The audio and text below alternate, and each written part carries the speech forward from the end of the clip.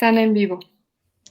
Hola, muy buenas tardes y bienvenidos a esta nueva transmisión de la NAC y DC, antes del coronavirus y después del coronavirus. Es un placer recibirles de vuelta en esta página que, como ustedes saben, tiene como propósito generar un poco de reflexión en las ciencias antropológicas.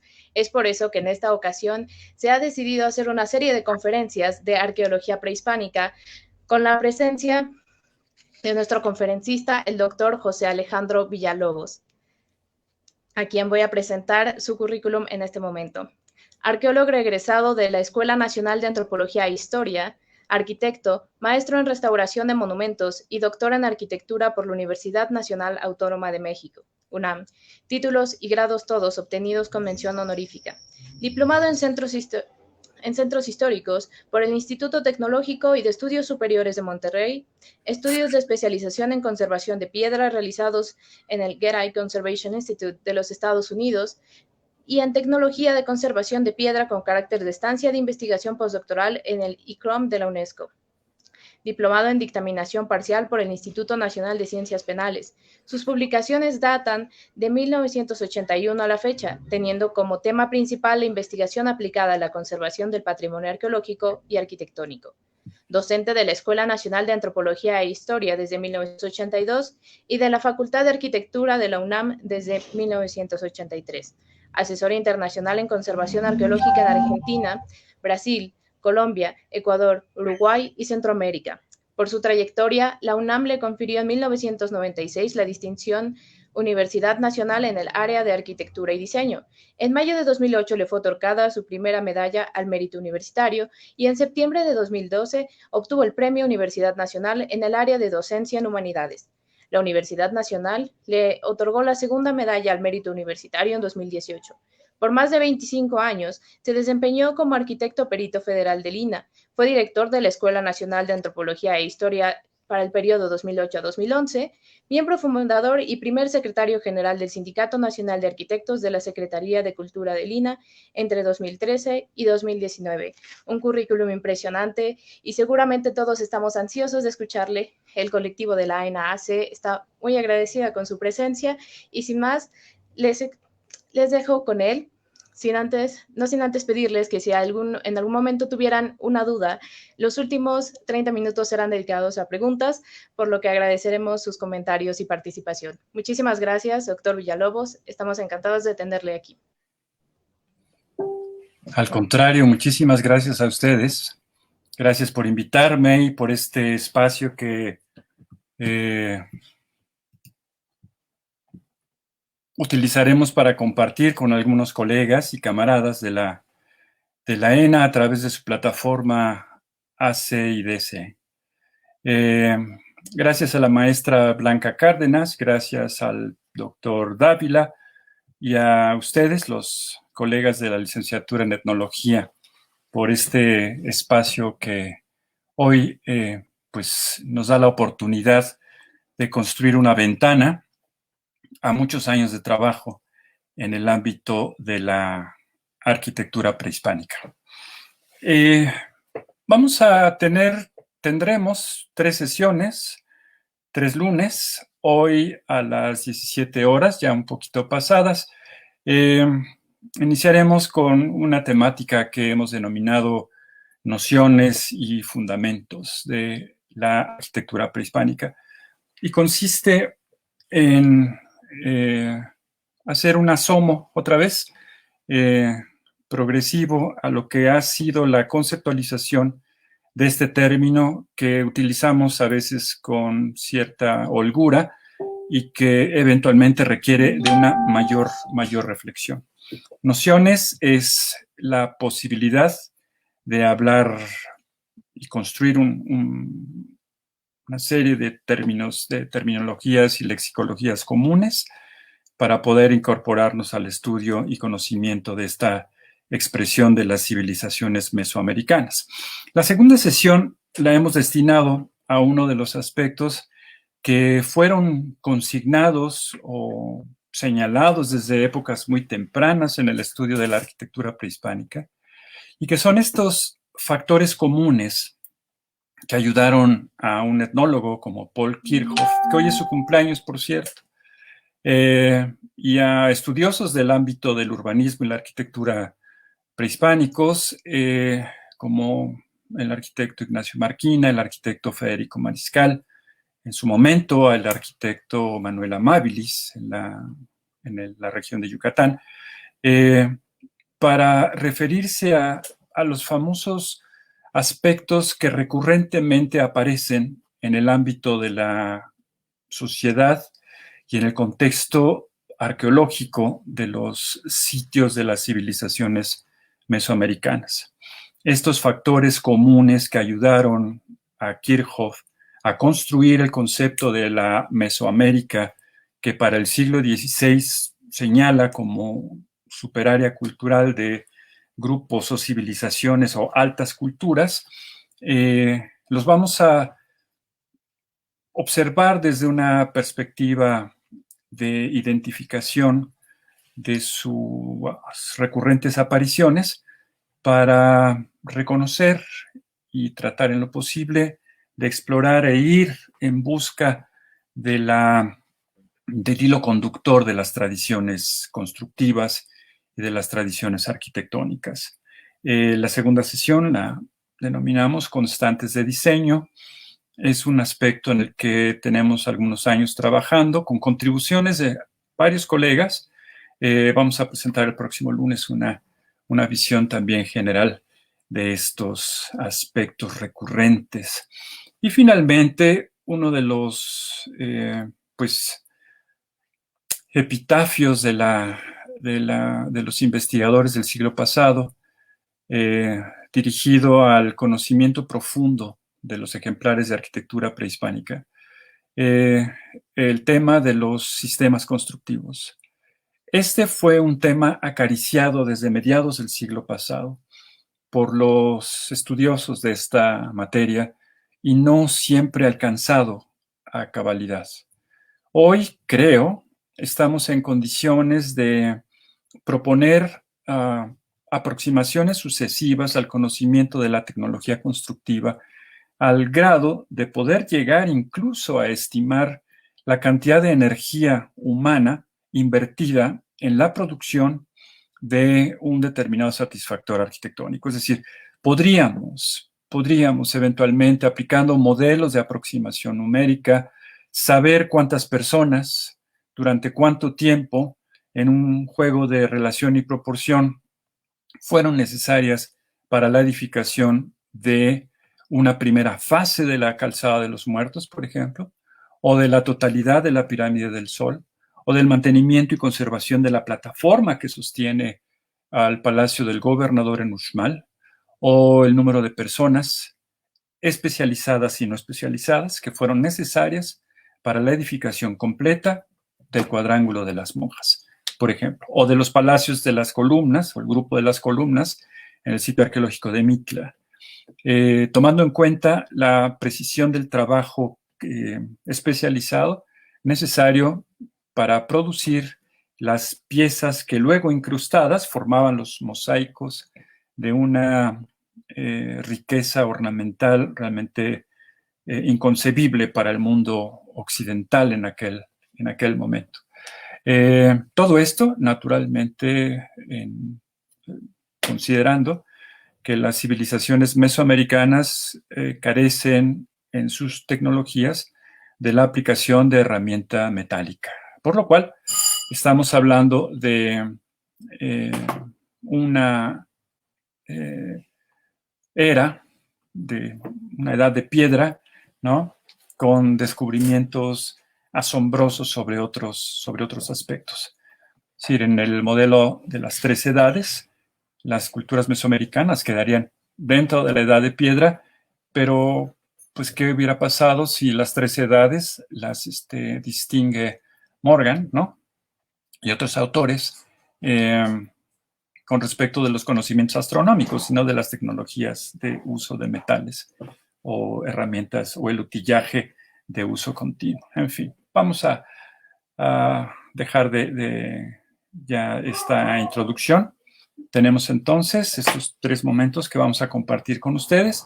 Hoy vamos a hablar de el arquitecto, en este inicio, del padre del concepto de arquitectura prehispánica, que es el arquitecto Ignacio Marquina Barredo. Él fue uno de los fundadores del Instituto Nacional de Antropología e Historia. Fue el primer doctor en arquitectura por la UNAM en 1953. Obtuvo el doctorado honoris causa por la Universidad Nacional como resultado precisamente de la valoración del Consejo Universitario de sus aportaciones al conocimiento de nuestras culturas ancestrales. Ignacio Marquina inicia su trabajo con Manuel Francisco Álvarez, un ingeniero y arquitecto que fue director de la Escuela de Artes y Oficios para la época en la que justo cierra, en 1910, recibe el acuerdo del presidente Porfirio Díaz para convertir a la Universidad de México en Universidad Nacional de México e incorporar una serie de carreras que estaban dispersas. Las escuelas de la universidad incorporaron las academias, las escuelas por ejemplo, de arquitectura, se incorpora en 1910 y en ese año, que es el año de la Revolución, no tuvo tiempo más que de constituirse como parte de la Universidad Nacional. Para entonces, Ignacio Marquina terminaba los estudios técnicos de bachillerato especializado en artes y humanidades e ingresa al siguiente año, en 1911, a la Academia de San Carlos, que en aquellos tiempos combinaba las carreras de arquitectura, artes plásticas, grabado, pintura, etc. En 1913, Ignacio Marquina obtiene el título de arquitecto y en 1914, ya estabilizada, digamos, la contienda armada que dio lugar a la nueva era, al nuevo momento de la Revolución Mexicana, la Academia de San Carlos o la dirección propone un plan de estudios. Manuel Francisco Álvarez, el entonces director de la academia, hace una propuesta de plan de estudios. Hace un poco más de 100 años, en 2014. En ese plan de estudios, vale la pena señalar que aparece ya la arquitectura prehispánica, no solo como concepto y término, sino como actividad académica necesaria en la formación de los arquitectos que formaran parte de sus procesos formativos en la Academia de San Carlos. Naturalmente, esto va a despertar o despertará el interés de algunos autores, entre ellos uno para nosotros muy importante, que es quien suplanta a Leopoldo Batres en la curaduría, digamos, del sitio arqueológico de Teotihuacán, que es el arquitecto Francisco Ramírez, autonombrado Calquetzani Conetzin.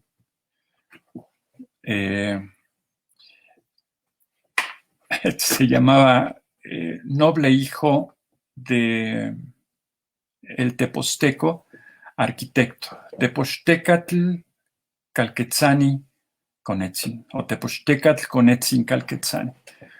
Un personaje realmente conmovedor de este inicio del siglo XX. Él es profesor de Ignacio Marquina. Él, Francisco Ramírez, junto con otros profesores, hacen una excursión a la zona arqueológica en 1911 con los estudiantes. En las Memorias de Marquina, uno de los libros que me tocó editar con motivo del aniversario de su fallecimiento, el arquitecto dice que él sabía que existía el sitio, pero que nunca había tenido frente a sus ojos a la pirámide del Sol. Y que al momento de presenciar o entrar en contacto con la pirámide del Sol, no pudo dejar de pensar en ella. Y dice también, es muy probable que a partir de allí hubiera yo decidido estudiar y trabajar en estos temas y en estos menesteres. En el 14, el arquitecto Marquina, ya titulado, se incorpora a los trabajos de la calle de Seminario y Argentina, donde se descubren la fachada sur del Templo Mayor a través de pues, las exploraciones que el grupo ya de Manuel Gamio estaba haciendo en la Ciudad de México. Y años más tarde, en el 17, Ignacio Marquina se incorpora al equipo de Manuel Gamio en el gran proyecto arqueológico, antropológico, histórico, ¿no? Quizá que no ha sido valorado en su verdadera dimensión como contribución de la antropología mexicana a la antropología mundial, de la arqueología mexicana a la arqueología mundial, que es la población del Valle de Teotihuacán. En ese proyecto, Marquina, el arquitecto, es precisamente el profesional de la arquitectura que se encarga del estudio de no solamente la arquitectura virreinal o la arquitectura popular, sino particularmente de la arquitectura prehispánica. Buscando perseguir un poco el término, él es el especialista junto con un arqueólogo de campo por entrenamiento, no por formación, que es el ingeniero José Reigadas, llevan a cabo un estupendo trabajo de exploración y luego van a tener que resumir o retomar la idea de reconstituir y reconstruir un edificio completo con base en la geometría recurrente de la última fase de Teotihuacán, ¿no? En el conjunto de la Ciudadela y particularmente en el templo de Quetzalcóatl. Veremos algunas de las imágenes que el propio arquitecto ha incorporado en su obra de arquitectura prehispánica a propósito de las exploraciones de la Ciudadela y del templo de Quetzalcóatl. En 1922 concluye la obra, los trabajos, y se hace la primera gran publicación de este texto espléndido llamado La población del Valle de Teotihuacán. Años más tarde, en 1925, como parte de la Dirección de Antropología en la ahora Secretaría de Agricultura y Fomento, Ignacio Marquina promueve a México como sede de los congresos de americanistas. Se llevan a cabo varios años después y asiste la delegación mexicana a estos congresos con sendos trabajos sobre la arquitectura prehispánica de México en 1928, publicado por esta secretaría y hecho por el arquitecto Ignacio Marquina, el estudio arquitectónico comparativo, y el estudio arquitectónico comparativo de los monumentos de Yucatán, escrito por ni más ni menos que el arquitecto Federico Mariscal, conocido entre los arquitectos como el padre del movimiento moderno en México. Es Federico Mariscal quien replantea la formación de los arquitectos universitarios desde una perspectiva eminentemente humanística, sin perder de vista las innovaciones tecnológicas necesarias en el ingreso de nuestro país a ese movimiento moderno que, avasallante del pensamiento de muchos colegas, ¿no? Los sedujo en la producción de los edificios de gran altura. Es el momento de la arquitectura moderna que se le denomina también los años rugientes, ¿no? Va a haber personas que al respecto de sus reflexiones sobre la arquitectura de esos momentos se van a referir y vamos a citar a lo largo de estas sesiones, ¿no? Como humanistas que se refieren a la arquitectura prehispánica con una muy certera disposición y afirmaciones. En fin.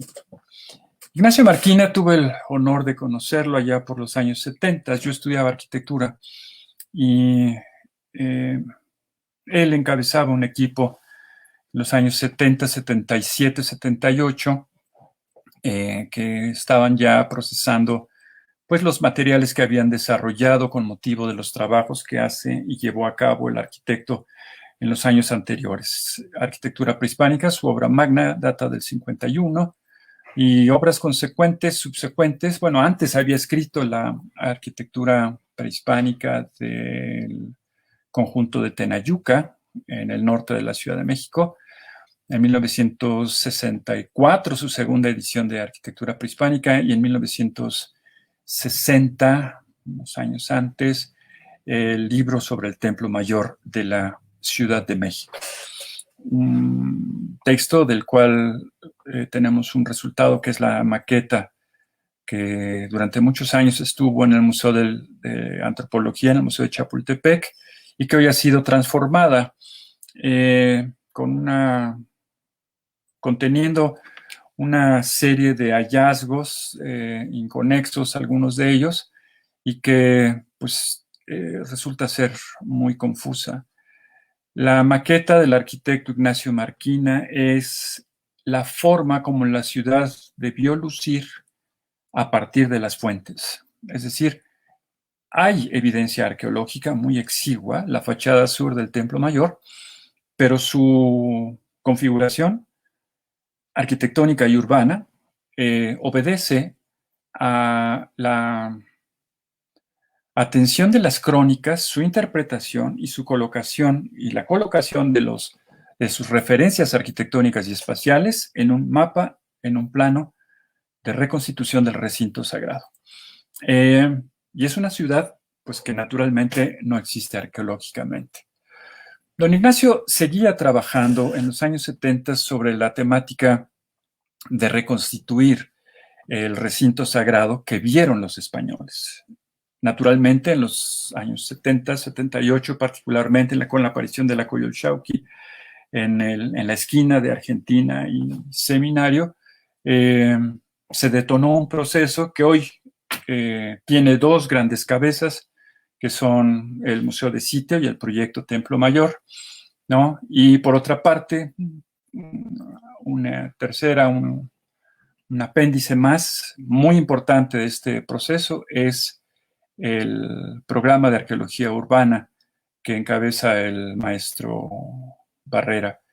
Ellos están incansablemente llevando a cabo las exploraciones y la identificación de los restos arqueológicos que en la correlación estratigráfica corresponden a alguna de las 6 o 7 etapas del Templo Mayor. Conjuntarlas, es decir, hacer un mapa de un recinto arqueológico, pues es un proyecto científico, sin duda alguna muy relevante para nosotros. Pero reconstituir la ciudad que vieron los españoles, que no existe arqueológicamente, eso fue tarea que le llevó una vida al arquitecto Ignacio Marquina. Y que esperaríamos algún día poder recuperar esa maqueta si es que no la han desmantelado por allí. Al presentarle en algún momento a don Ignacio los trabajos que yo hacía como estudiante de arquitectura, mi padre fue quien me sugirió ir a visitar al arquitecto.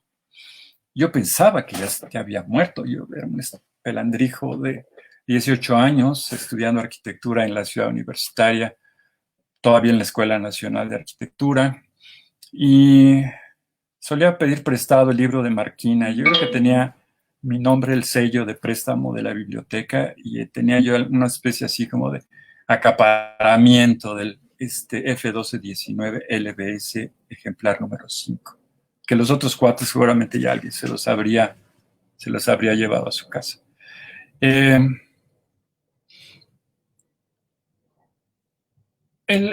Con él tuve oportunidad de asesorar cosas sobre la tesis que presenté en 1983 y que en honor suyo se denominó Arquitectura Mexica y que pretende atender algunas de las consignas que el propio arquitecto Marquina tenía para con sus discípulos, de los cuales creo que quedamos cada vez menos, pero los que quedamos interconectados y reconociendo siempre la labor de nuestro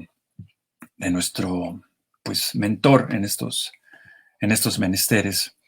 Don Ignacio tenía muchas consignas. Una de ellas, por ejemplo, me dijo alguna vez, no estaría mal, Alejandro, que estudiáramos al arquitecto en la sociedad en la sociedad mexica.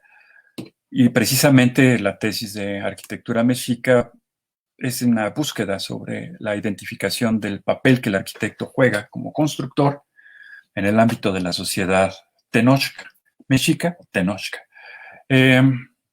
entre ellas, una que a mí se me grabó y que ha sido materia de trabajo durante los últimos años, y que viniendo de un personaje como el arquitecto, fue más que conmovedora, porque yo recuerdo que en los años 80, ¿no? Estudiando arqueología en la ENA, allá en Cuicuilco, nos enfrentábamos a los cambios de paradigmas y de plataformas teóricas en la explicación fenomenológica o epistemológica, ¿no? Del objeto arqueológico, del definir el propio objeto arqueológico. Y una de estas líneas de pensamiento es la línea del procesualismo, en la cual ya años antes me había referido el arquitecto de esta manera. Él, en esta cita, cuando me dice, está fácil, las cosas en arquitectura son hechos que contienen procesos. Es una visión procesual que no está inserta en esas visiones procesuales que luego estudié como arqueólogo en la ENA, sino que está en el ámbito de la progresiva obtención de productos, de satisfactores a necesidades. Una visión, podríamos decir, hasta funcionalista de la arquitectura prehispánica fue la que me compartió el arquitecto, y la cual pues no he dejado de privilegiar en cada momento en mis clases, y ahora mismo se las estoy refiriendo. No ver a la arquitectura como producto, sino como un hecho resultado de un proceso. Esa es una de las contribuciones que desde el siglo pasado hemos privilegiado en el estudio y comprensión del fenómeno arquitectónico y urbano de los pueblos prehispánicos. Esta es la acuarela que preparaba precisamente el arquitecto en los años 70 a partir de la pluma del maestro Estanislao Labra, otro de sus discípulos, vivo, por supuesto, y colega apreciadísimo, entrañable, amigo mío, quienes pues retomamos el plano del arquitecto, construido en los 60s y 70s, y Estanislao es quien la pone en perspectiva, con la distribución pues conocida por todos de hace tiempo, con un giro en el eje norte-sur de los templos de Tezcatlipoca, al costado sur del Templo Mayor. Hoy los especialistas lo giran haciéndolo coexistir con una vocación solar al templo de quien no es solar. Pero bueno, dicen que aparecieron las escaleras allí en el edificio del arzobispado. Ha cambiado un poco la visión arqueológica a la visión, diríamos, etnohistórico-arqueológica. La acuarela digital es de Villalobos, de allá del año 2002, en donde pues empezamos a descubrir y compartir los contenidos de la mayor cantidad posible de componentes de un sistema urbano. Canales, calzadas, sistemas de reticulados de distribución del espacio, alineamientos de aguejotes, que son estos árboles de agua muy verticales que sostienen los costados de las chinampas para darles fuerza de contención a sus contenidos de distintos estratos de piedra, tierra, fondo de canal, ¿no? Que proveen nutrientes que alcanzan para producir hasta 3 cosechas al año. Un sistema lacustre que se ha perdido y que pues hay muchas voces que pretenden recuperarlo progresivamente. Finalmente, la cuenca, pues es eso, una cuenca lacustre endorreica donde el agua desciende y no tiene una vía natural de desalojo.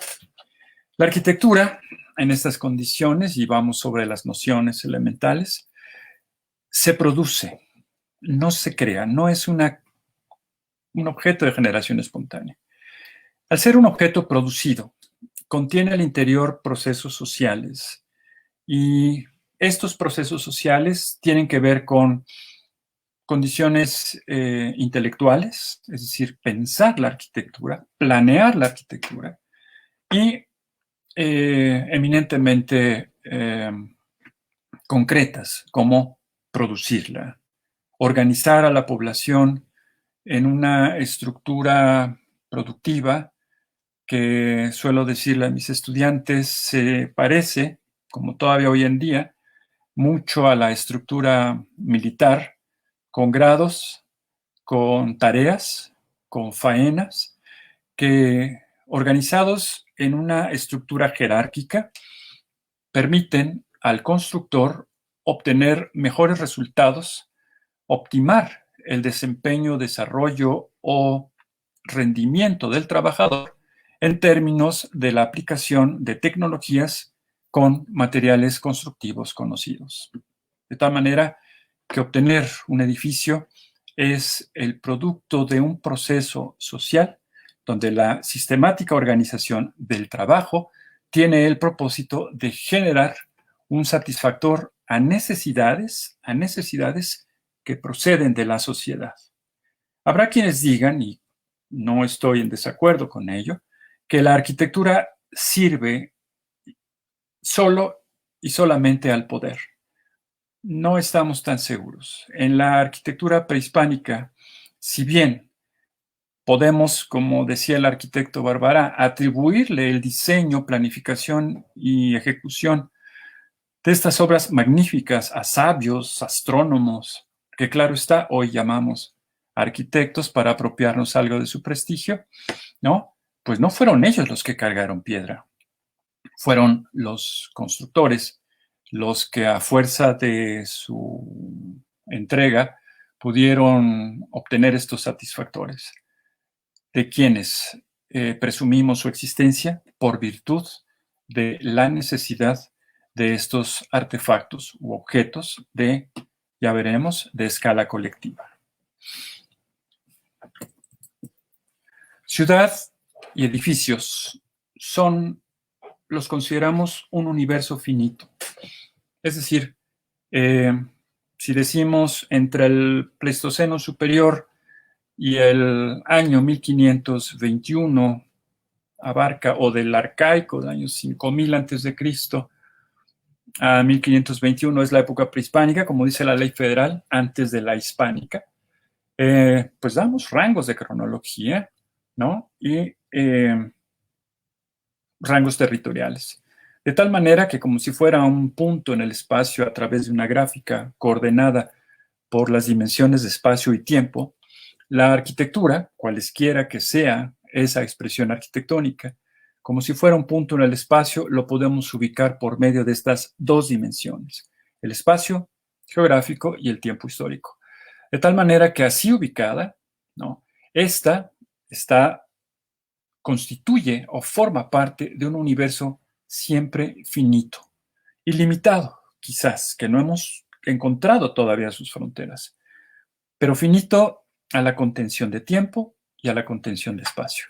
Es decir, en las fronteras de nuestro territorio o en las fronteras al interior de las fronteras conocidas para Mesoamérica, que llegan hasta el Golfo de Fonseca en El Salvador, y en la cronología de la presencia hispánica, consumada la presencia hispánica en nuestro territorio, ¿no? Y algunos dirían, bueno, ¿y qué pasa al día siguiente después de la conquista? Tenemos un proyecto en el cual precisamente estamos trabajando con las reminiscencias no hispánicas, arquitectura temprana del siglo XVI.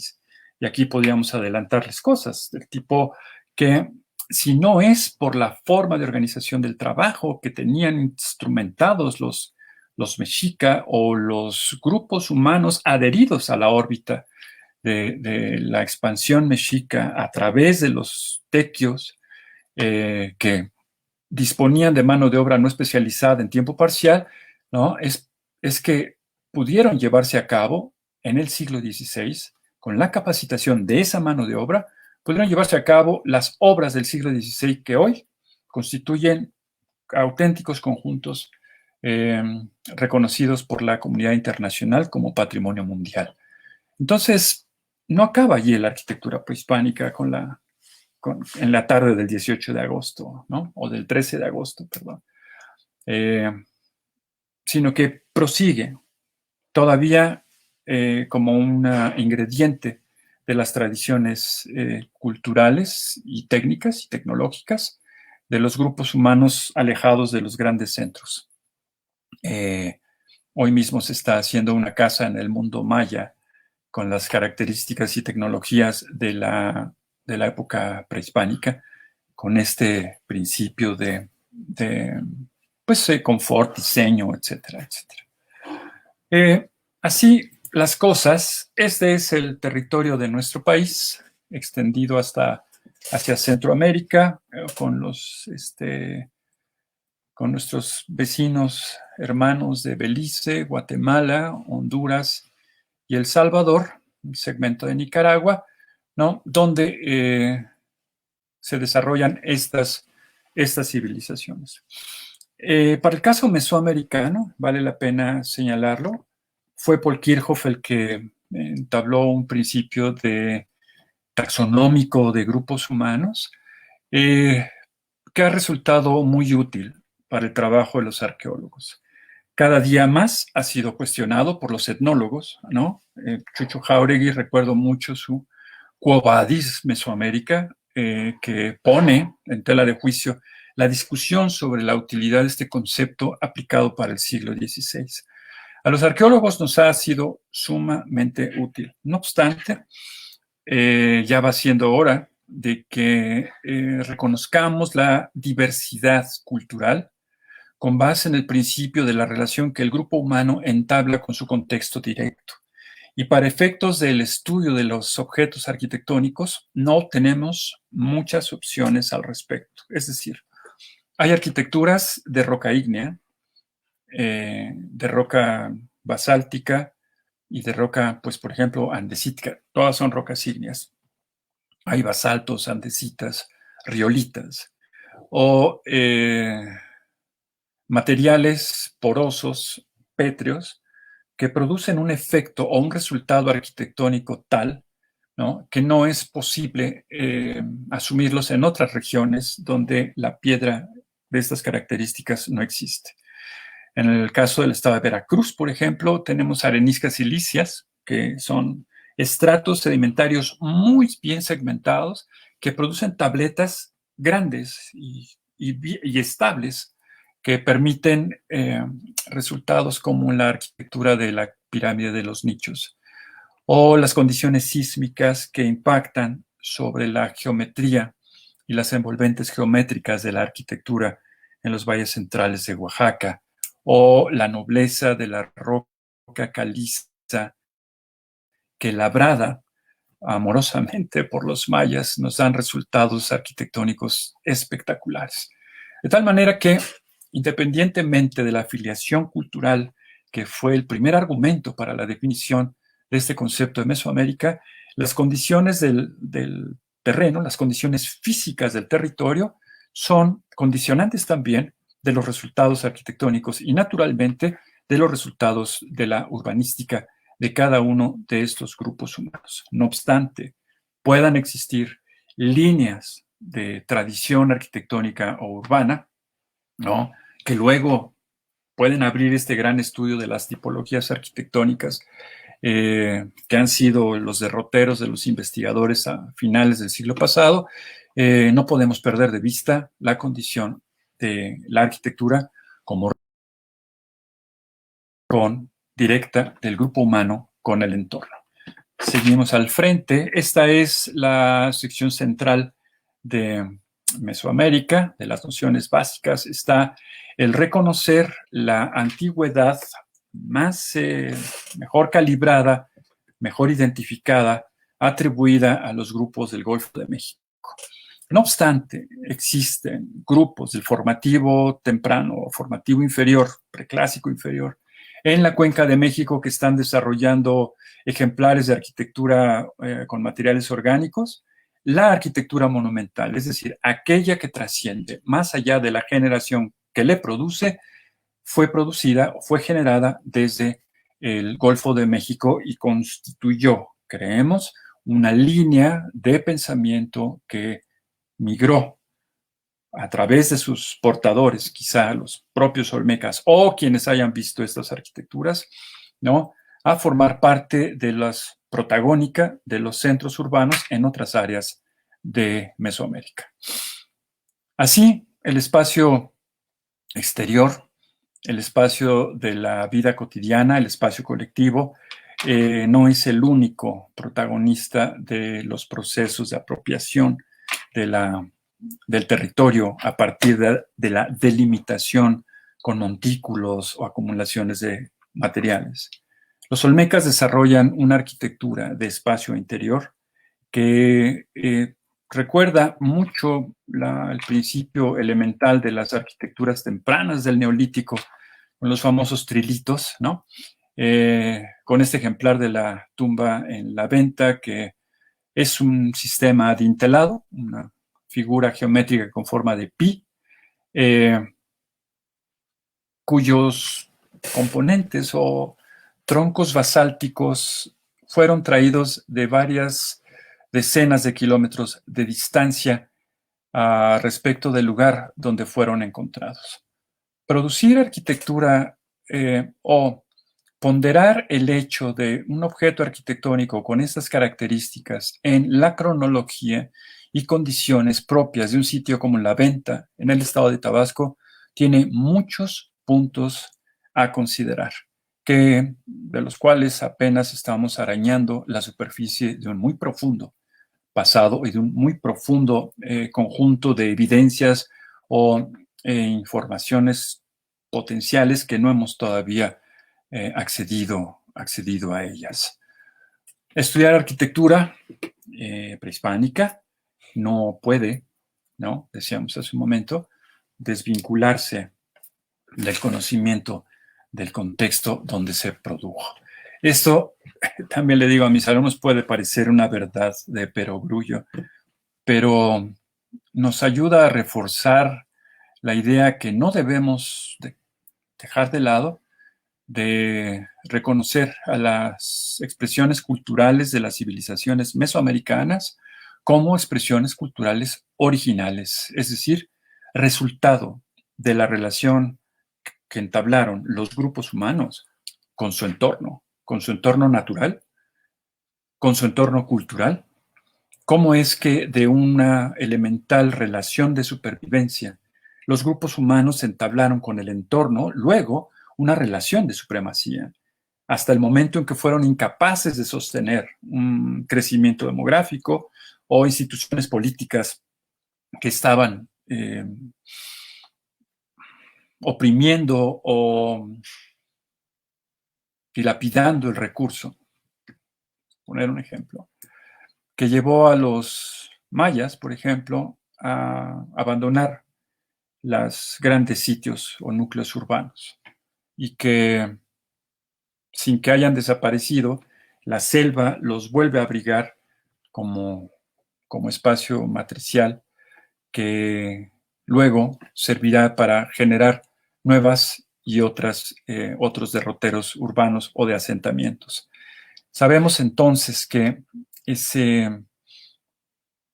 el entorno, el que está no solamente proveyendo los estímulos para la conversión de estos en recursos, no solo de supervivencia o de supremacía, sino que la vuelta de estos grupos a las relaciones elementales con el entorno son estos ciclos que se van a presentar en el contexto mesoamericano. De las épocas tempranas en la Cuenca de México, uno de los primeros ejemplares identificados por la arquitectura prehispánica y como parte de las investigaciones de arqueología del preclásico inferior, tenemos este ejemplar explorado por el profesor Eduardo Parellón en los años 50, que es el llamado Cerro del Tepalcate. Aquí tenemos una reconstitución del profe, ¿no?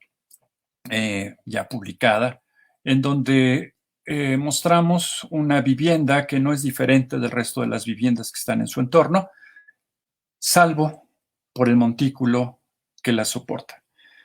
Y aquí se aparece uno de los factores que vamos la próxima sesión a presentar como el binomio del basamento, como lo podemos ver aquí, y del templo. Este binomio aparece tempranamente en Tlatilco, hacia el 1200 antes de la era cristiana, y se repite hasta el último edificio en el posclásico tardío. La relación que guarda el basamento como soporte o lo que se llama la pirámide del templo es una relación binomial constante que aparecerá de manera recurrente en el mundo mesoamericano. Como un factor, nunca un invariante, pero sí una aparición reiterada en el entorno urbano. Urbanismo y arquitectura llevan a cabo la tarea diacrónica en el tiempo de identificar o de identificación entre el grupo social y quienes produjeron esa arquitectura. Cuando un grupo humano determinado construye un edificio, este permanece más allá de la vida de los constructores. Se transmite de una generación a otra, por eso hablamos de una tarea diacrónica, ¿no? Los edificios llevan a cabo una tarea a lo largo del tiempo y una sociedad determinada se identifica con los constructores a través del objeto mismo. La ciudad es, como una de las nociones para nosotros primordiales, es el escenario de la continuidad generacional, es decir, de la identificación y apropiación de los objetos urbanos y arquitectónicos provistos, legados por una generación a la que sigue y esta a la subsecuente y así sucesivamente. Entonces, en estas condiciones, ejemplos como los de la venta en el estado de Tabasco, aquí con el eje norte magnético en el diseño de la perspectiva, o esta, que es una ya clásica que ha sido multidibujada por muchos colegas y camaradas, en donde la arquitectura contiene al espacio exterior a través de la delimitación perimetral, con tan solo movimientos de tierra. Y aquí aparecen dos aspectos que tenemos que tomar en cuenta de forma siempre y tener presentes constantemente. La materia prima de la arquitectura es el espacio habitable. Y la materia prima de la edificación, la primera, es el suelo mismo. El primer material de construcción es el suelo. El que sigue es el agua, porque te ayuda a hacer las emulsiones que, de acuerdo con su mayor o menor gradiente de humedad, hará a esta tierra mayor o menormente maniobrable. En términos de poder compactarla y confinarla con ángulos de reposo que permitan que estos edificios, independientemente de su tamaño, por su geometría de ángulo de reposo, por la compactación que por medio del agua hacen los constructores de la tierra, ¿no?, sobrevivan hasta nuestros días, ¿no? Una pirámide, como la que ven del lado derecho en su pantalla, es el edificio 1 de la venta, es una sobreposición de tierras traídas de varios lugares por virtud de los pozos que ahí se han hecho, se sabe que proceden de otros sitios, no precisamente del pie de la obra, ¿no? Y que fueron allí depositados.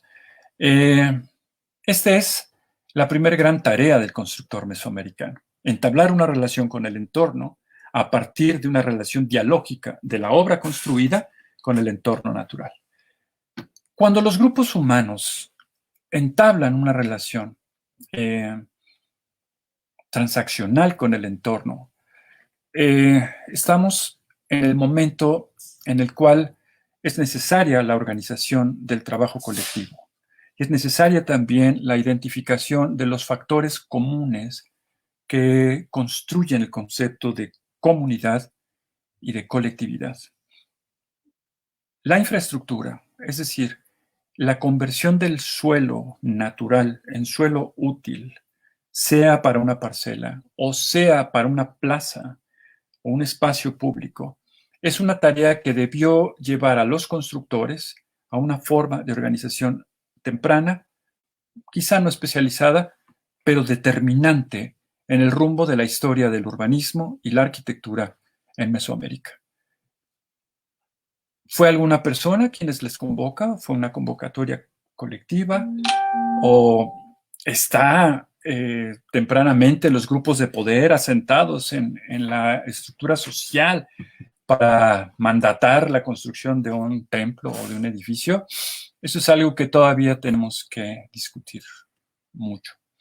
Lo cierto es que los objetos arquitectónicos presentes están materializando el esfuerzo colectivo y están dejando en su entorno, en su contexto de producción, una tarea constante de transmisión de conocimiento y de legado material de una a otra, a otra, a otra generación, hasta que van más allá de sus fronteras, ¿no? Eso es uno de los aspectos que, sin intenciones de difusionismo del siglo pasado, querríamos someter a su consideración. Ciudad y arquitectura existen por virtud, decimos, de la relación permanente entre el entorno y el grupo. Lo acabas de decir, Villalobos, sí, ya sé que lo dije. Ya parezco Gollum, pero bueno. En este espacio tienen verificativo interacciones significativas y cotidianas. O sea, la ritualidad, el ritual cotidiano, el buenos días, mi amor, ya me voy a trabajar, al ritual significativo, a que hoy hay fiesta, a que hoy es la fiesta del Tozoltontli o Tlacaxipehualistli. Y entonces toda la sociedad se mueve en torno de estos componentes de articulación social. Tienen que darse en un espacio público, por tanto, en un espacio colectivo, por tanto, en un lugar producido con tal fin. En una sincronía del aquí y ahora que tiene una relación importante con cómo han sido las cosas en el pasado. En el espacio colectivo de la ciudad, contenido por los edificios, se llevan a cabo estas relaciones sociales que trascenderán en el tiempo y que formarán parte importante de la construcción de los discursos de la ideología que van a fortalecer los vínculos entre las personas como miembros de una comunidad. Esto es uno de los factores que tenemos que tomar en cuenta constantemente cuando hablemos de arquitectura prehispánica y no perdernos en que si es estilo olmeca o estilo zapoteca, porque en eso hemos perdido tantos años que creo que el que paga al final el plato roto puede ser el propio patrimonio arquitectónico.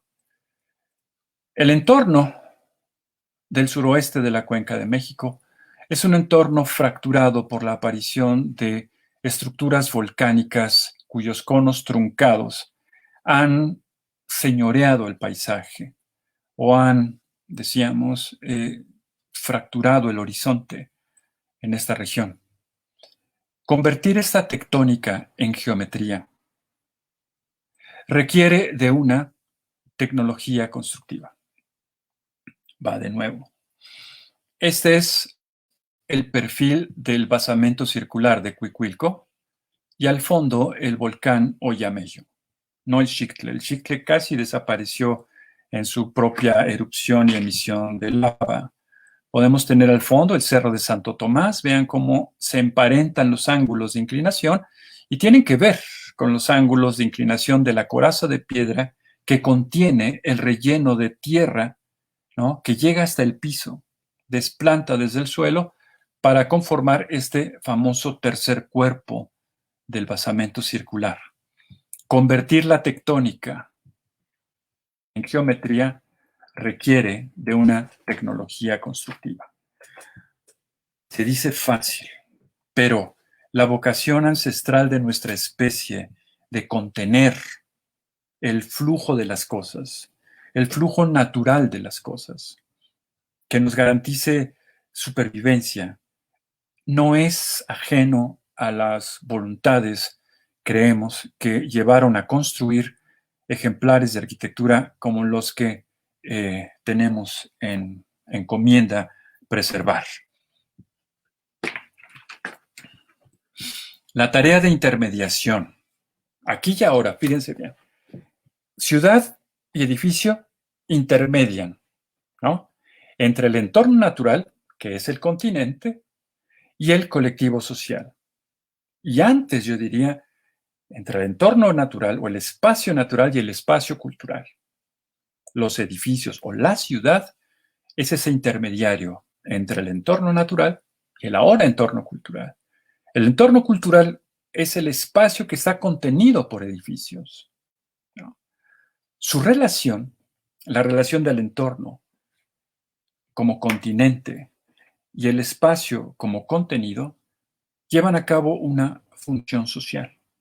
Esa función social es el cometido, es decir, tiene un propósito, es un acto deliberado de contención del espacio para que la sociedad, a través de esta contención y la arquitectura, entable una relación, no solo con sus ancestros, sino una garantía de permanencia de la relación equilibrada entre el entorno natural y el entorno cultural. Se construyen así ciudades y edificios con el propósito de generar el espacio idóneo de la continuidad generacional, del reconocimiento de los vecinos próximos y lejanos, ¿no?, de la identidad del grupo que está edificando estas estructuras. Insisto a mis estudiantes que cuando me preguntan la clásica pregunta, ¿y qué función desempeñaba la pirámide del Sol, profe? Bueno, por lo pronto era un orgullo de sus constructores. Es decir, que fue lo que identificó a los teotihuacanos después de la generación de sus constructores, que fueron los custodios de la permanencia de ese objeto por el cual ancestros y nosotros seremos identificados, ¿no? Ahora, quien diga que abajo es la mitad de un ovni y que la mitad de abajo falta que salga cuando el día del juicio, un día me dijo un guía de turistas eso, y que el día del juicio se va a elevar el ovni y va a salir al infinito, esa es otra función que yo no podría sostener en una plática como esta. Continente, contenido y cometido. No importando la escala, esta es una relación de progresiva contención. Para entender las nociones básicas en la arquitectura prehispánica de permanencia de los ejemplares de los edificios, debemos identificar el papel que juegan las tecnologías constructivas, su diseño, ¿no?, y sus fundamentos en esta progresiva contención. El entorno natural contiene al entorno cultural, contiene a la ciudad contiene el espacio colectivo, que contiene a los edificios, que contiene a las plazas, que contiene a las personas, ¿no? En esta secuencia progresiva, incluso de escala, ¿no? Es que tiene sentido el que un edificio esté orientado de determinada manera y que una plataforma, pensando en sitios del área maya, en la región del Petén, por ejemplo, y que una plataforma sea el desplante idóneo para un conjunto triádico que revele las distintas posiciones del Sol, que nos ayuden a identificar los distintos momentos de los ciclos solares vinculados con la agricultura o con los ciclos de Venus, que son pues los ciclos de las catástrofes y de las siempre uh, impredecibles fenómenos climáticos. En esta acuarela del arquitecto marquina la relación de progresiva contención del entorno natural, la ciudad, el espacio colectivo, que contiene a la arquitectura, que contiene al espacio de la comunidad y a las personas, creo que es más que clara. Es una relación funcional. Es una relación que nos permite construir desde una perspectiva procesual la constante de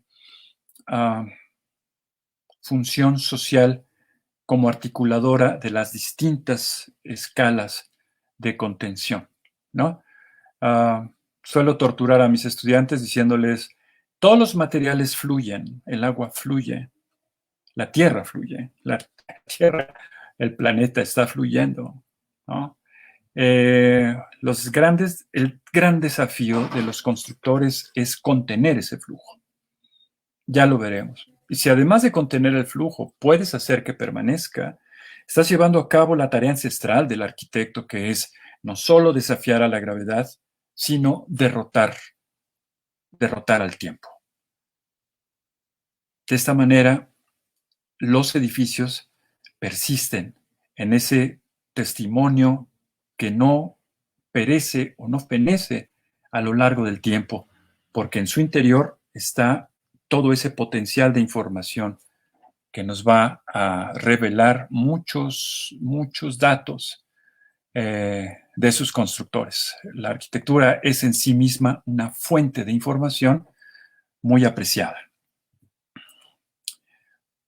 Continente, contenido y cometido. Esta es una perspectiva de los 90s, allá para el momento en que nos quisieron invadir la colindancia con Cuicuilco, que fue presentada a la Comisión de Cultura de la Cámara de Diputados. En aquel entonces no era tan ducho en el Photoshop, hoy tampoco, pero salían cosas como estas. Esto salió ya como 12 años después, ¿no? Ya en pleno siglo XXI, y que le encantó a mis camaradas de arqueología mexicana y que le resultó muy urticante a algunos otros colegas, ¿no?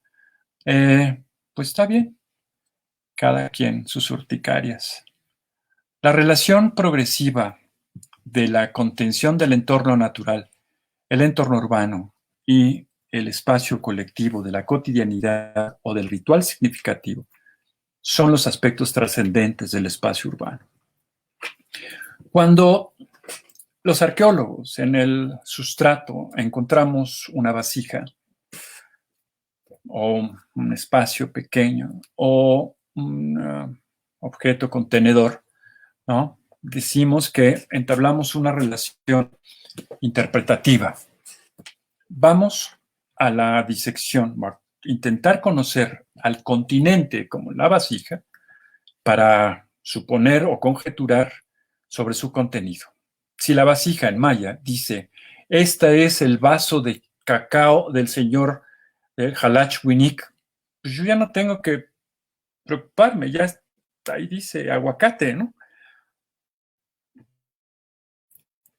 Si no, debo ser muy cuidadoso en la extracción de la vasija, si quiero saber qué contenía de estos semillas, vainas, etcétera, y llevárselo a la maestra Diana Martínez en la UNAM, ¿no?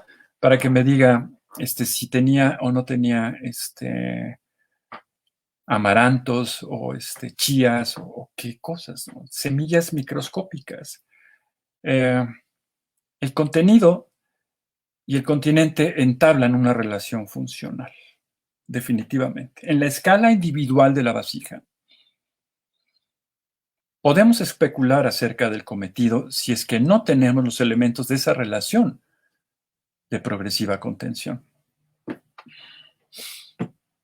Pero si los tenemos, entonces estamos avanzando en el conocimiento de los edificios y de los propósitos de su desempeño, como ahora no solamente espacios de la contención del material, sino del abrigo, de la captura del espacio y del tiempo de los habitantes de una determinada ciudad o entorno urbano.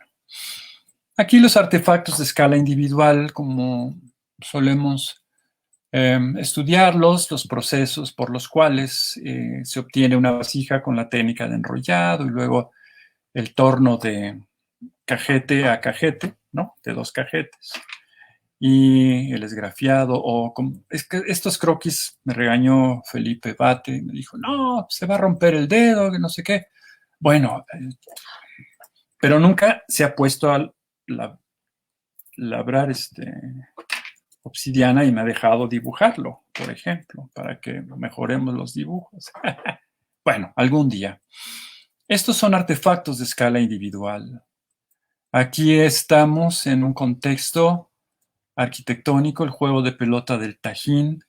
Aquí estamos extrayendo un entierro y aquí hay una vasija de tradición mixteca en las tierras altas de Cuixtlahuaca. La vasija es el envolvente o el continente del determinado contenido, ¿no? El espacio es el continente o la arquitectura es el continente del espacio que contiene a su vez a las personas. ¿Para qué? ¿Con qué propósito? Con el fin de llevar a cabo una función social. Cuando en el territorio, o sea, cuando en el sustrato aparece una vasija, entablamos esa relación especulativa de continente, contenido, cometido. Cuando en el territorio aparece un sitio arqueológico, el diálogo interpretativo solamente cambia de escala. Es decir, volvemos a entablar la relación o la interpretación de la relación continente-contenido cometido. La ciudad es entonces, como ya lo hemos platicado por años con mis camaradas de la ENA, la ciudad es un artefacto de escala colectiva. Y pueden igual decir, ay, profe, ya nos lo había dicho. Pues sí, pero espérame, todavía faltan elementos que nos ayudan a confirmar la vocación de estos espacios. ¿Por qué? Porque tenemos el compromiso de preservarlos, no solamente de estudiarlos, no somos gringos para llegar y decir, oh, estoy haciendo ciencia aquí y yo explorar extensivo y no importarme estructura, ¿no? O luego cuando se acuerdan que hay estructuras, quieren hacer negocio. Bueno. Yashá, 2002, 2004, un sitio que tuvimos oportunidad de trabajar con los colegas de Guatemala. Ahí está la contención del espacio a través de la frontalidad de las estructuras. Frontalidad que es uno de los aspectos que vamos a platicar la próxima sesión. Tikal. Este es un conjunto triádico. Desde mi punto de vista, aquí faltaría el 5D33, que es una estructura de grandes dimensiones que fue demolida por la Universidad de Pensilvania. El edificio 1 del Gran Jaguar y el edificio 2 de Tikal. El edificio 3 todavía no estaba de montículo para cuando yo dibujé esto. Hoy sé que está perfectamente intervenido, así como el edificio 5 y la estructura de la Acrópolis Sur.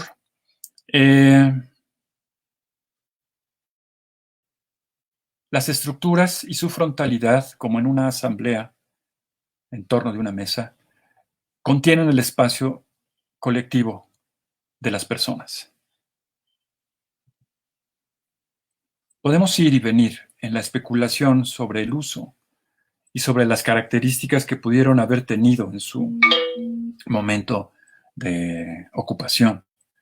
Pero igualmente, y no resulta ocioso, el intentar reconstituir constantemente estos espacios, con los datos de que disponemos hasta la fecha y con aquellos que no somos capaces sino de replantear de algunas otras hipótesis reconfiguradas del pasado. Tikal, por ejemplo, nos ayuda a llegar a un paradigma desde la perspectiva de lo que hemos discutido hasta ahora, en donde nos podemos atrever a decir que el espacio o el objeto, arquitectónico es objeto arqueológico. Este fue uno de los paradigmas que me llevaron mucho tiempo de discusión y de pues, sostenimiento en las discusiones en el espacio de la Facultad de Arquitectura, por ejemplo.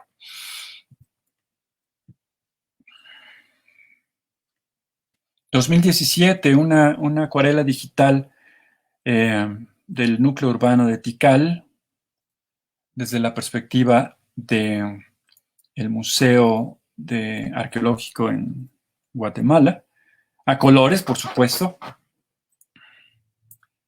en donde reconstituir con sus características de forma y distribución arquitectónica puede contribuir a reconocer las posibilidades de sus funciones en un contexto de sociedades complejas y de redes complejas de uso, ¿no? Y de reuso de las estructuras y de sistemas de organización social tendientes a la producción de edificios. Eso es un universo de hechos que estamos todavía por estudiar con la mayor cantidad de elementos de la nueva tecnología digital de que disponemos en la actualidad. Una imagen de 1938 del dominio público sobre Teotihuacán y su condición de montículo. Recordemos que Teotihuacán deja su condición de montículos hasta bien entrado la segunda mitad del siglo XX. En 1962 y 64 fue que sistemáticamente se llevó a cabo el trabajo, sobre todo en el núcleo urbano de la ciudad. Ya también, y que forma parte de un artículo por ahí que está en el capítulo de algún libro sobre ciudad universitaria. Producir arquitectura, decimos, genera valor en su contexto original de producción. ¿Por qué? Porque es el producto del trabajo. Es elemental. Y esta es una visión, ay, profe, otra vez de marxista, ya anda usted de marxiano, otra vez. Bueno, a ver, dame otra explicación más allá de la especulación que el materialismo histórico nos va a dar respecto del concepto de valor. O sea, todo trabajo produce valor. Y entonces vienen las discusiones respecto, no, es que el valor patrimonial, tiempo. Esa es otra cosa. Porque muchos de estos conceptos de valor atribuido son ardides del presente. Son atributos que construimos desde el presente para los objetos de los cuales somos distantes del entorno original de producción.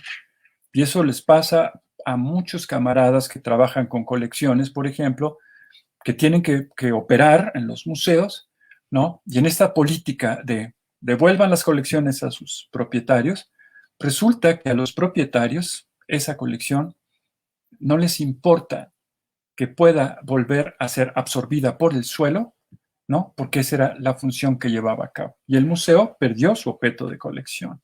¿A qué me estoy refiriendo? A que la percepción que tengamos de los edificios respecto de sus constructores están dentro de los propios edificios.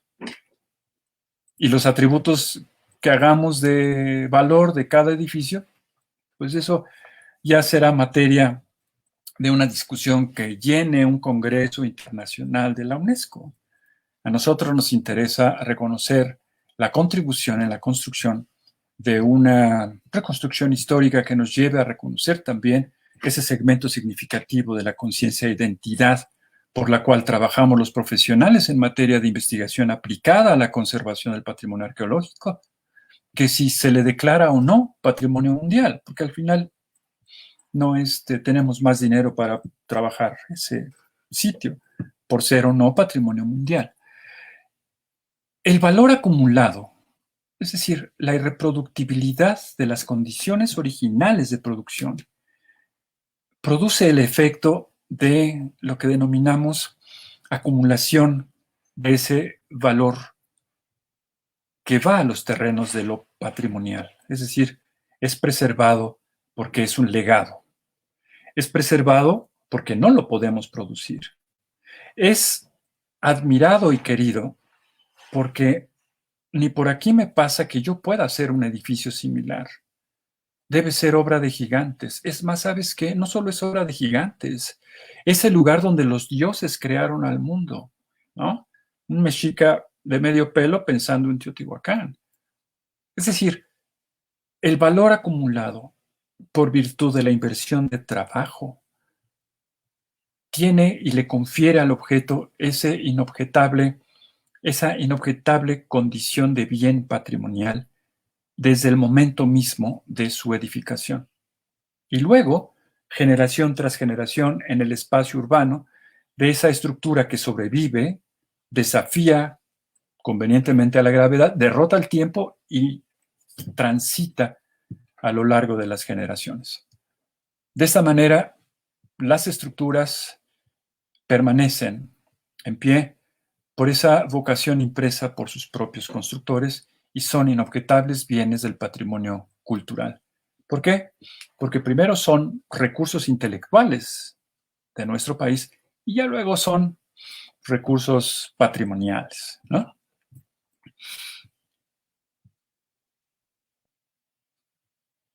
Una acuarela, un dibujo en lápiz de Teotihuacán.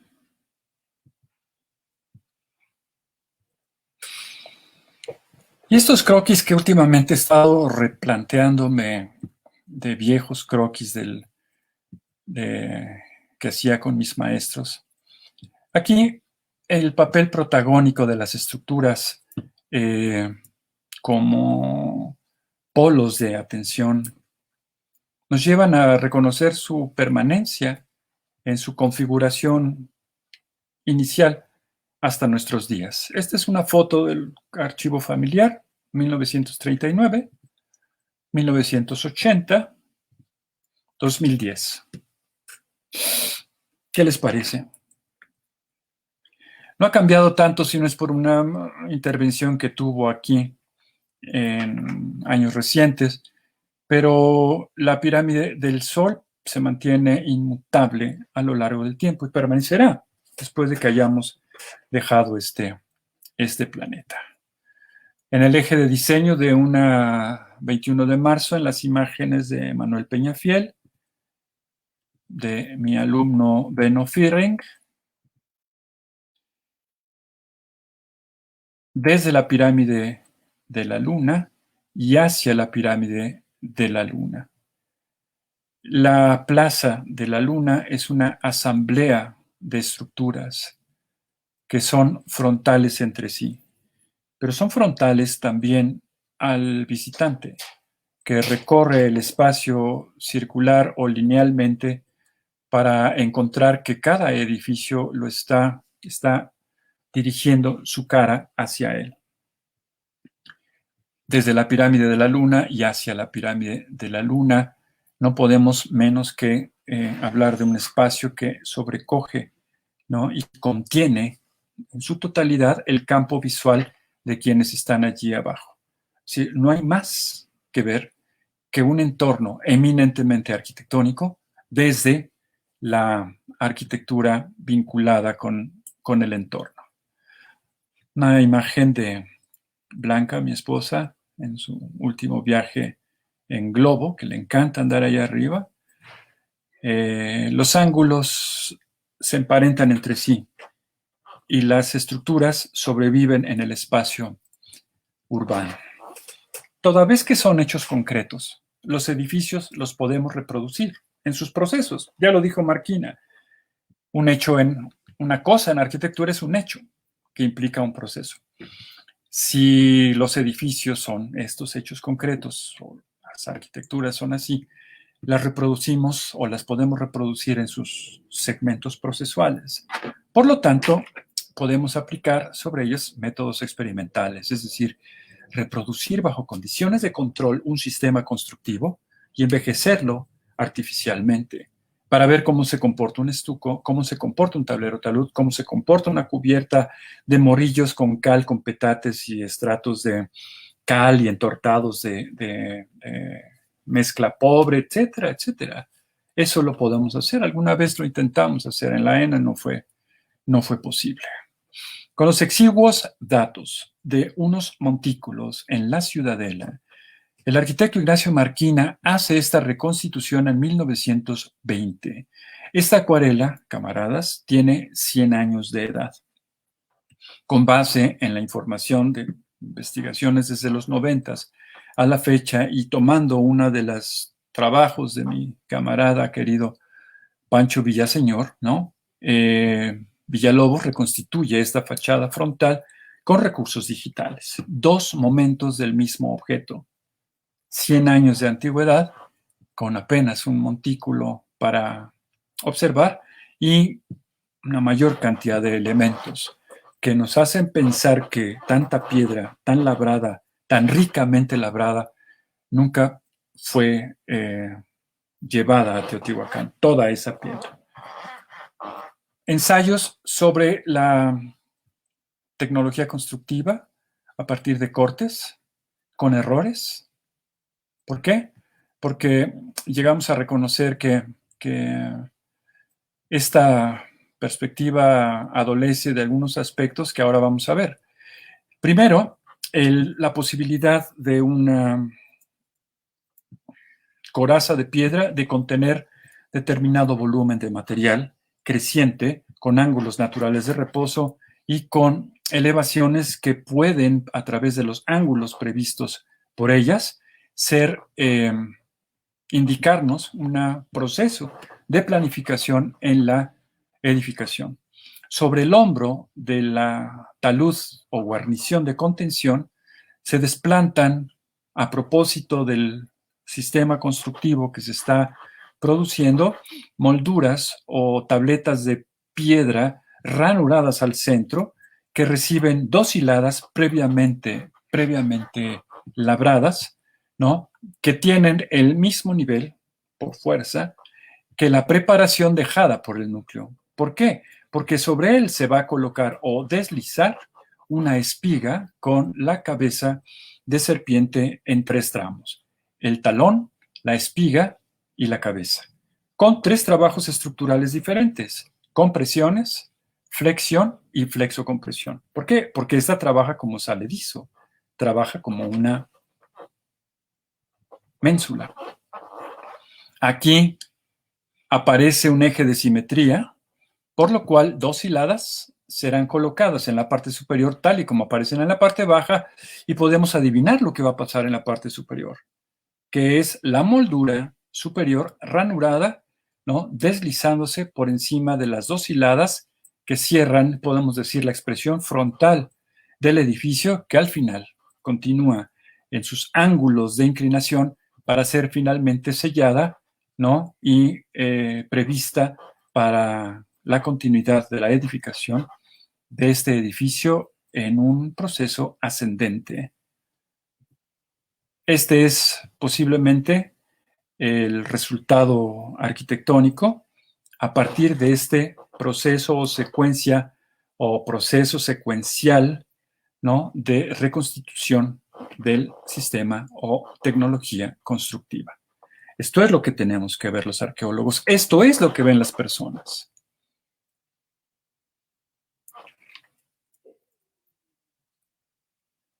Otra vez.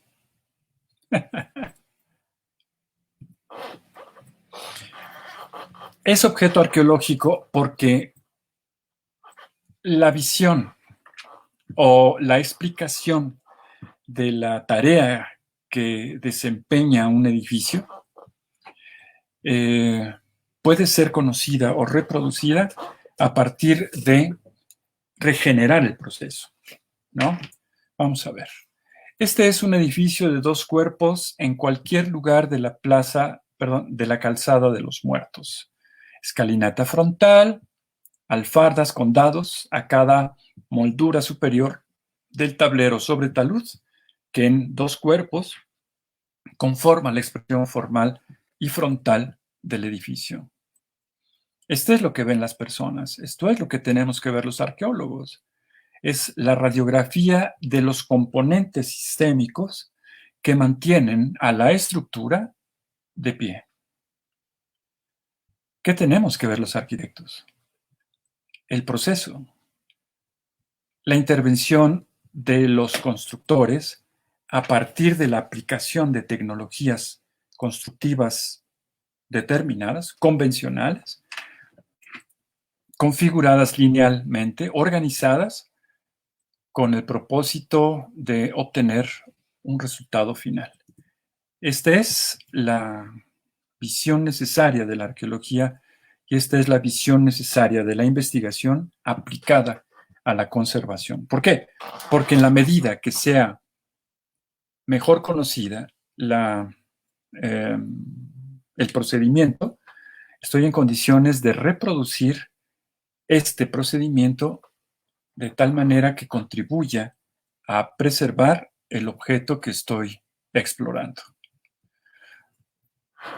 Los edificios son, decimos con frecuencia, la materialización del ahorro social que invierte la sociedad que le produce como un satisfactor a necesidades concretas de escala colectiva, o sea, de escala comunitaria y dimensión diacrónica, es decir, de escala de las personas en sociedad a lo largo del tiempo.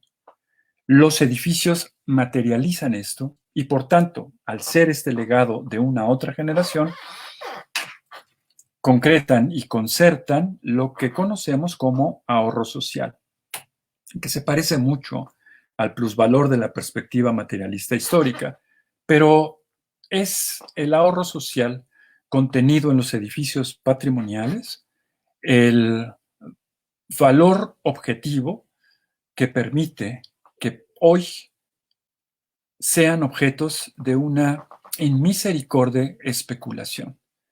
Los territorios como centros históricos, zonas de monumentos, edificios patrimoniales, bienes culturales inmuebles, en la medida que son los que contienen el ahorro social de las generaciones del pasado, hoy son inobjetables materias de especulación inmobiliaria. Entonces, ya desde la época prehispánica tenemos que estos edificios serán utilizados y reutilizados para un discurso diferente, necesario, de una generación a otra en un mismo sitio, por ejemplo, ¿no? Y esto nos lleva a discusiones interesantísimas, por ejemplo, en las distintas tareas o funciones que desarrollaron los edificios, por ejemplo, en la ciudad de Palenque, en Chiapas, en la ciudad de Uxmal o en Chichén Itzá, que queda muy claramente marcado los dos momentos de la historia arquitectónica de Chichén, por ejemplo, pero que nos conmueven en mucho a intentar dilucidar qué es lo que está ocurriendo en la vida cotidiana de estos sitios en determinada época. Por eso es que decimos, satisfacen una necesidad de escala colectiva, o sea, de la sociedad a lo largo del tiempo, sin demérito de la sociedad en un espacio y tiempo determinados que configura o reconfigura las tareas de los edificios. Lo podemos ver en el recinto sagrado de Tenochtitlan en una acuarela digital de las perspectivas que desde una fotografía eran parte de la maqueta del arquitecto Marquina. Lo podemos plantear al nivel de rellenos, contenciones, nivelaciones como trabajos elementales de infraestructura, reconstitución de los procedimientos constructivos, ¿no? Este lo alcanzó a ver el arquitecto Marquina, este es un dibujo del 80, ni la ceja me levantó, es decir, no le desagradó, creo. Es una reconstitución de una idea de cómo pudo estar construyéndose Malinalco y detalles constructivos a partir de los trabajos pues, de autores como Margain, Parellón, Sejourné, el mismo Marquina y los propios de Villalobos. La arquitectura, pues, decíamos, genera valor en su contexto original de producción. Este valor, así acumulado, aborda los terrenos patrimoniales. Las características de la arquitectura de edificios como los del Tajín en el estado de Veracruz no se pueden presentar en otro sitio, ¿no? Más allá de 60 kilómetros a la redonda del Tajín, porque es el lugar donde tenemos los materiales de construcción adecuados para un resultado arquitectónico como el que estamos viendo, ¿no? Aquí una imagen de los 80s de la National Geographic, precisamente y a propósito del Tajín, en un artículo del profesor Wilkerson. Aquí los cortes que hemos hecho para, pues, o los dibujos frontales posteriores, posterior y corte constructivo de la estructura principal del Tajín. La edificación, viste, es una noción que vamos ya llevando hacia el final, de las obras monumentales conlleva un súbito agotamiento, decíamos, de la fuerza de trabajo invertida. Esta imagen del archivo familiar es un evento de uno de los gobernadores allá en los 50s, en el Tajín. Acá son dos imágenes, también la de arriba es de National Geographic y esta es nuestra, del propio sitio del Tajín. ¿Por qué lo trajimos y por qué a propósito del Tajín y ahora del mundo maya? Porque todo cuanto seamos capaces de generar como conocimiento en torno de las formas de producir arquitectura en la época prehispánica serán contribuyentes a la tarea esencial de la sociedad contemporánea de resguardar y preservarles o garantizar su permanencia como ejemplares del acervo cultural de la humanidad. De tal manera que preservar estas obras para nosotros exige o demanda reconocer no solo el contenido expresado o explícito, sino el contenido implícito, es decir, el potencial de información. Si yo intervengo un edificio al grado que sello sus capacidades de ser explorado nuevamente, estoy velando, estoy asesinando su potencial informativo. De tal manera que últimamente, por fortuna, ya no se utilizan materiales irreversibles en la intervención de estos bienes de patrimonio cultural. Palenque es un buen ejemplo de que esto está ocurriendo en la realidad, ¿no? Aquí el Templo del Sol, el 17, al fondo, pues la perspectiva que conocemos desde el Templo de la Cruz, de las inscripciones en su segmento incorporado a la ladera del cerro, el palacio y las tierras bajas noroccidentales del estado de Chiapas. Arriba un corte que tiene varios errores que ahora vamos a intentar resolver. Y es el que aquí cuando hay piedra bota no existe, sino que está resuelto con piedra laja. Así, poco a poco, me he estado encargando de resolver en los croquis recientes, ¿no? Algunas situaciones de salvedades o omisiones cometidas involuntariamente por falta de información o tiempo, ¿no? Sobre las nuevas formas de representar los edificios. Preservar las obras del pasado, preservar sus potenciales informativos, nos permitirá reconocer las posibilidades que tienen de seguir hablando o seguir diciendo, ¿no? Seguir ejerciendo el papel que como testimonios de un acontecer remoto tienen los edificios arqueológicos. Aquí su servidor con Javier Vázquez, el químico del ENCRIM, y el maestro Luciano Cedillo en la cripta de Pacal, tomando notas para la construcción de la hipótesis respecto de la posible presencia de un templo de la fase Otulum temprano en el interior del templo de las inscripciones, que no se ha explorado.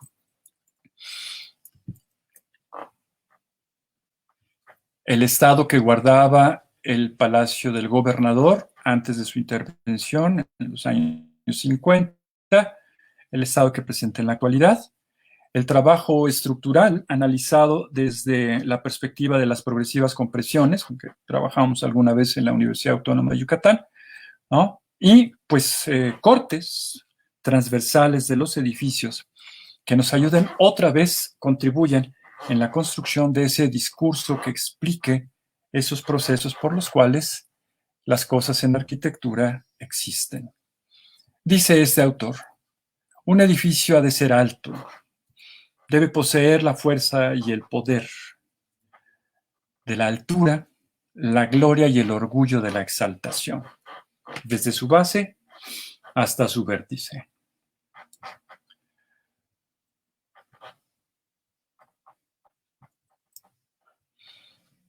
Esta imagen es propia. Esta es propia de cuando tendría yo como 10 años. Me prestaron la cámara, volamos a Oaxaca y una foto de Monte Albán, burro que tocó la flauta. Qué bonita foto. Dice el mismo autor, si queremos saber por qué ciertas cosas son como son en nuestra arquitectura, hemos de mirar al pueblo, porque el conjunto de nuestros edificios son, apuntaría yo entre corchetes, la materialización de la imaginación del conjunto de nuestra gente. Aquí fichas técnicas del montículo M, del lado derecho, montículo 4 de Monte Albán. Aunque uno a uno, dice el mismo autor, sean las imágenes individuales de aquellos a quienes como sector social, y se está refiriendo a los arquitectos, el pueblo ha delegado el poder de construir. Bajo esta luz, el estudio crítico de la arquitectura se convierte en realidad en el estudio de las condiciones sociales que le producen.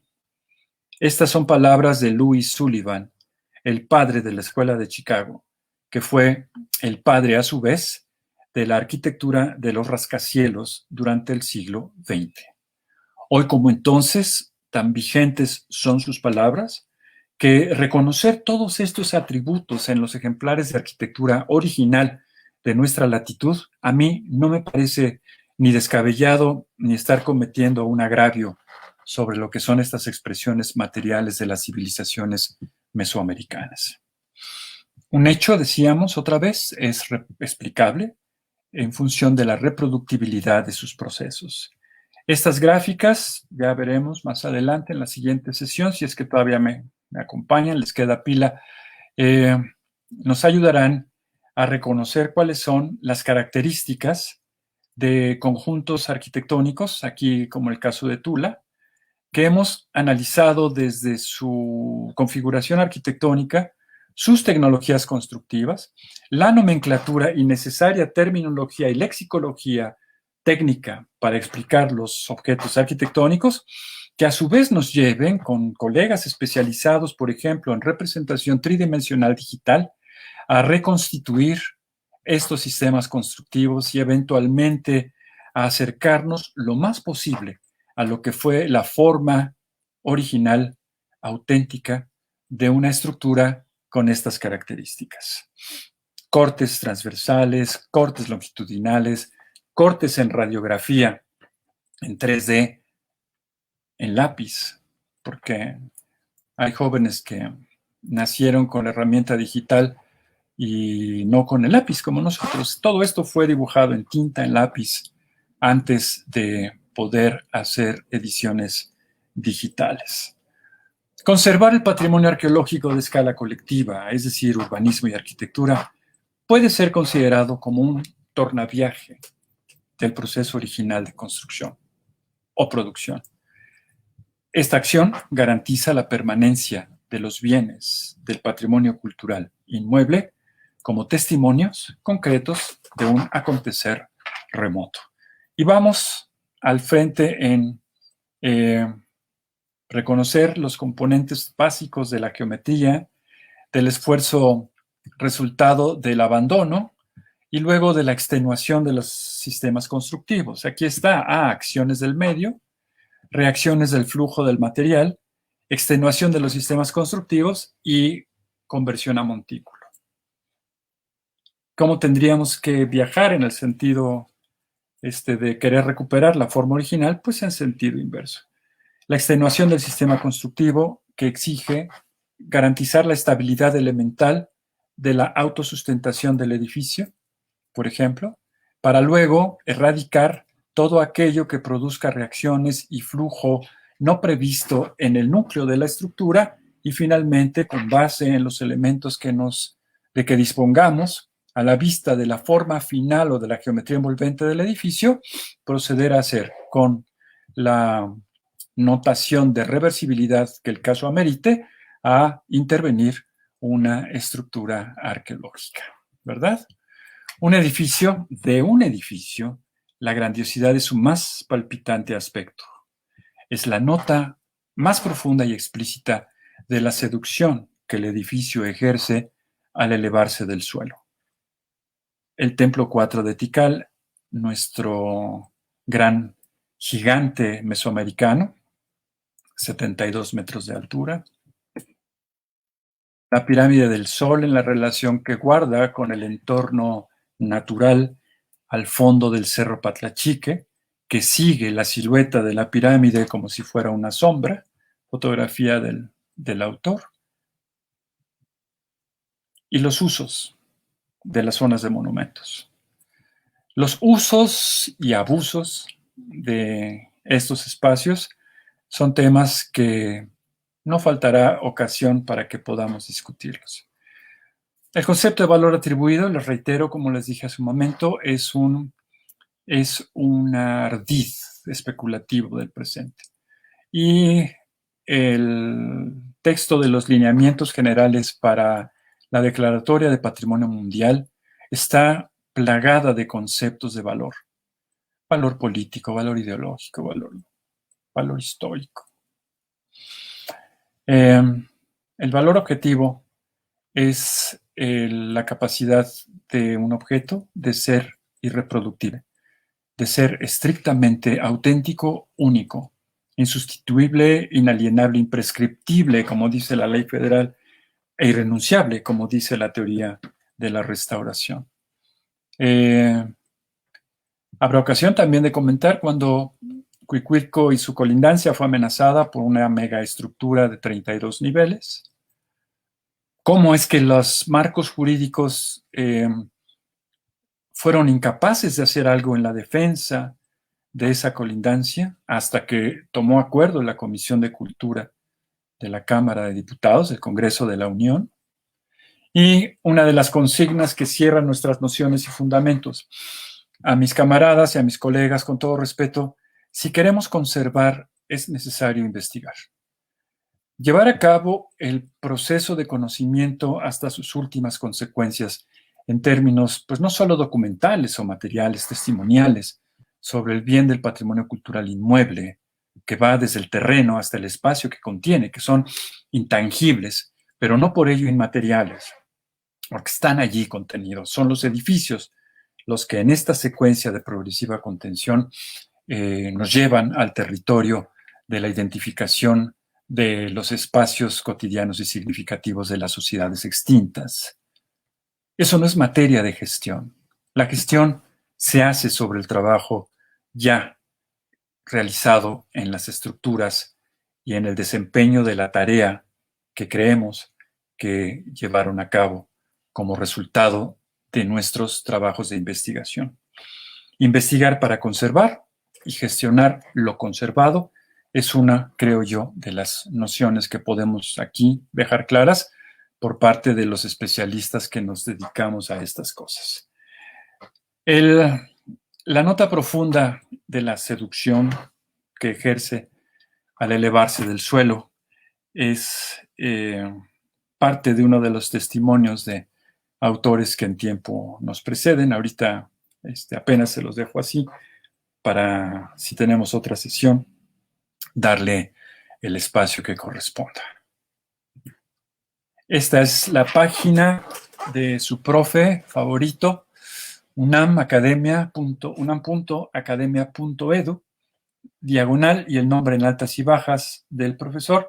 Ahí están pues los materiales que ustedes quieran consultar gratuitamente. No compren usado y en blanco y negro, mejor descarguen gratuito y en colores, ¿verdad? Bueno, sin más que agradecerle a los colegas de ENA ACDC y a ustedes, por supuesto, el favor de su tiempo y la oportunidad de entrar a sus computadoras. Les agradezco mucho la atención esta tarde. Gracias, Fanny. Muchísimas gracias, doctor Villalobos, nuestro profe favorito. Tenemos algunas preguntas del público. Antes de proceder a despedir a la página, se las leo. Tenemos de Villa Dragón, tenemos un par de preguntas. Pregunta, ¿mano de obra esclavista colonial y el tiempo mexica Tenoch? Y otra, ¿por qué no excavan en Estados Unidos? A ver, la primera, ¿cuál es? Mano de obra. Esclavista colonial y entre signos de interrogación y el tiempo mexica Tenoch. Y la segunda es, ¿por qué no se excava en Estados Unidos? Bueno, en Estados Unidos se excava, claro que se excava. El que no excavemos nosotros no quiere decir que no se excave. Allá están colegas también muy apreciados en el sur de los Estados Unidos, suroeste. Están las unidades de interpretación, por ejemplo, en el conjunto de Mesa Verde, en el estado de Colorado, donde se puede visitar a los arqueólogos que están trabajando en los laboratorios y en las áreas de yacimientos de materiales. Por supuesto que se excava en los Estados Unidos. Ahora, respecto de la mano de obra mexica, o mano de obra virreinal en el siglo XVI, con conocimiento de tecnología constructiva mexica, hay un artículo que escribía ya por los 90s, como extensión de una discusión que quedó interrumpida en los 80s, que se llama Calquetzanime. Yo se lo sugiero a la persona que amablemente pregunta. Ahí se llama Mano de obra en la arquitectura del siglo XVI. Calquetzanime, los que construyen casas. Es un artículo publicado, está ahí en la página del profe, lo pueden teclear, es del año, hay una última edición en una revista de Conaculta en aquellos tiempos que se llamaba Tierra Adentro, Calquetzanime con Z y C. Vale, muchísimas gracias. También tenemos algunos comentarios que vale la pena hacer mención.